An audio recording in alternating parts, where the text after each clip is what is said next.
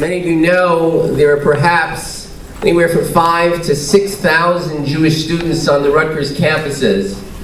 And what RJX is doing is literally igniting a spark to bring Achenu B'nai Yisrael, our Jewish brothers and sisters, closer to their Jewish heritage. Let me give you some numbers to give you a perspective on what RJX achieves.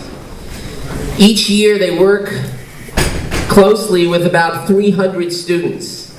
150 of them are learning with the staff of RJX or on the Sinai program. We'll get to that in a moment. Each year, the Maimonides program hosts 70 Rutgers students who come to classes, who come to Shabbatonim, and are inspired, many of whom are inspired to continue their growth.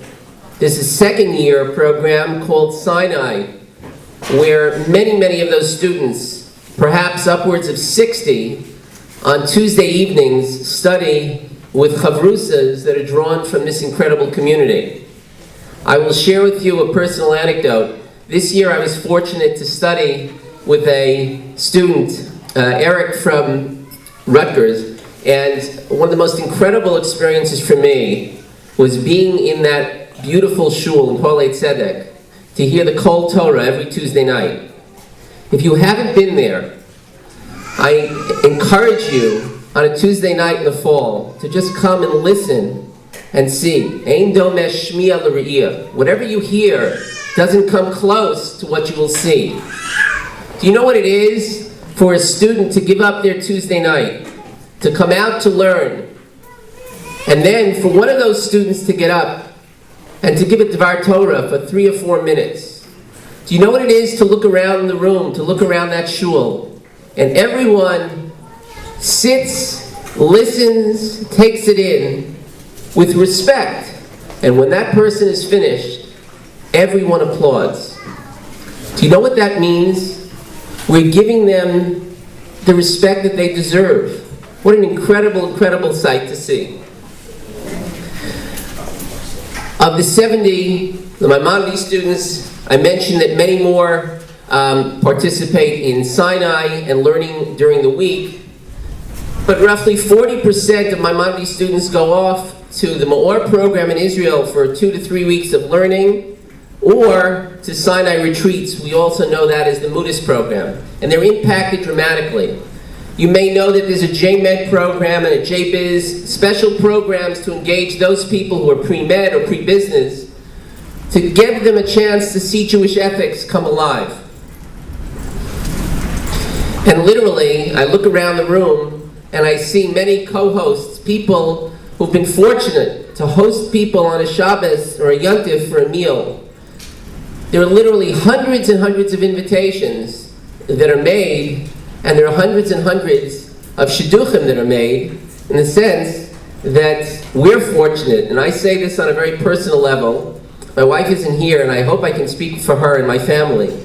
I want to thank RJX on a personal level for giving us the opportunity to open our homes, to engage, to learn, to grow, and occasionally being able to answer some questions that are posed. But perhaps the nicest thing is when family members, even children, come over and say, Abba, I saw so-and-so in the street.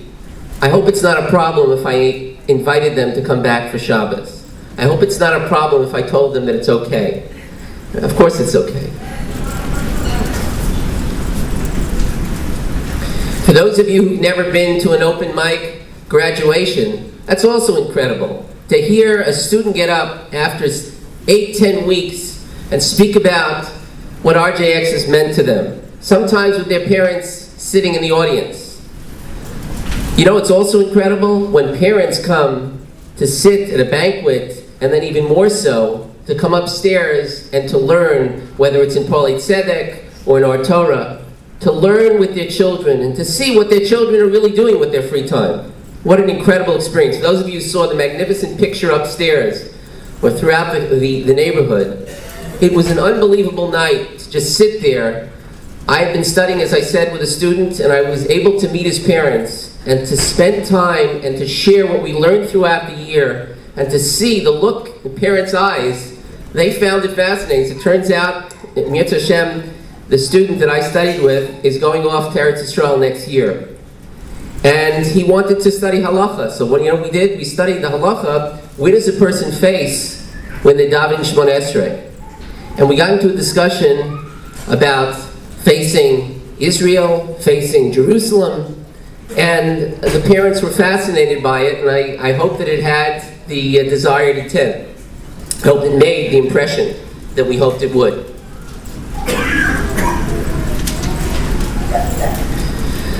I'd like to just tell you one thing, and then we'll move on with the program. Chazal tell us that when a person makes Kiddush on a Friday evening, he can be Yotzei the mitzvah, but what happens if someone else comes in and they can't make Kiddush? So we're told that we're allowed to make Kiddush for that person, even though we've already fulfilled our requirement, our responsibility. Why? It's a concept of arvus, kol Yisrael arevim zeh bazeh.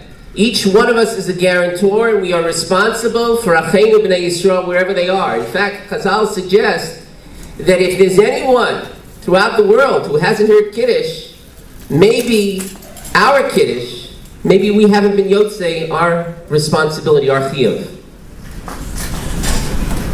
Finally, I will tell you that many of you know this story. I believe it was told about Rav Shlomo Hyman on a could have been a Sunday morning, but it was certainly a snowy morning, when of 40 students, only 4 came to shiur.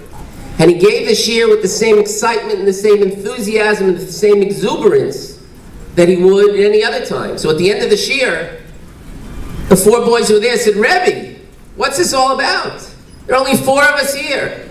And he looked at them and he said, "I'm not just seeing the 4 of you. What I see is your students, your children and your grandchildren. So when I teach you, that's who I'm teaching." I want to introduce Rabbi Lewis, someone who's really an incredible person. He and Rabbi Goldberg, Rabbi Grossman, the whole staff, what they see, what they truly see, is the potential of the children and the grandchildren. In fact, an email that he sent to me in his own words, never send an email, okay? Each student that we touch represents generations of Jewish neshamos, both in the past and the future, and we are their only lifeline to Yiddishkeit. I'd like to call upon Rabbi Lewis.